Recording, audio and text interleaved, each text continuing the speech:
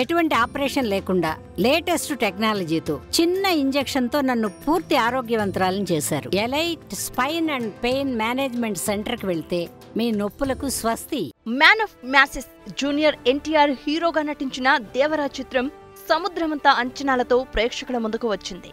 భారీ హైప్ మధ్య September 27న release అయిన ఈ చిత్రానికి బంపర్ ఓపెనింగ్ దక్కింది. ఈ హై వోల్టేజ్ యాక్షన్ మూవీకి కొరటాల శివ దర్శకత్వం వహించారు.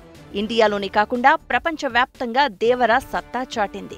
ఈ వీకెండ్లో ప్రపంచవ్యాప్తంగా అత్యధిక గ్రాస్ కలెక్షన్లు సాధించిన జాబితాలో దేవర సినిమా 2వ స్థానంలో నిలిచింది. ట్రాన్స్ఫార్మర్స్ 1 చిత్రాన్ని కూడా దాటేసింది. గ్లోబల్ రేంజ్ లో దుమ్మురేపింది.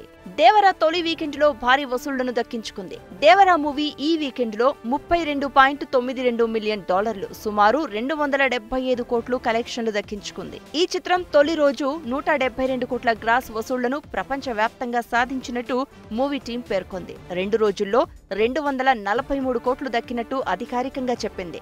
ఈ మూవీ 300 కోట్ల గ్రాస్ మార్క్ దాటిందని ట్రేడ్ పండితులు చెప్తున్నారు. కానీ దేవరకు మిక్స్ టాక్ ఎక్కువగా వచ్చింది. దీంతో నేడు సోమవారం వసూళ్లలో భారీగా తగ్గుదల కనిపించే అవకాశాలు కనిపిస్తున్నాయి. బుకింగ్ ట్రెండ్స్ చూస్తే ఇది అర్థమవుతోంది. దేవరకు మండే టెస్ట్ చాలా కీలకంగా మారింది.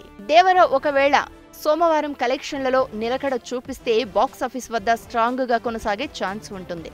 మరే పెద్ద చిత్రం కూడా పోటీలో లేకపోవడం ఈ మూవీకి ప్లస్ గా ఉంది. దసరా సెలవులు కూడా మరో 4 రోజుల్లో మొదలు కానున్నాయి.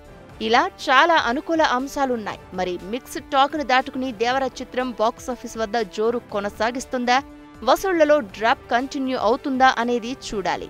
దేవర చిత్రం తెలుగు, హిందీ, తమిళ్, కన్నడ, మలయాళంలో రిలీజ్ అయింది.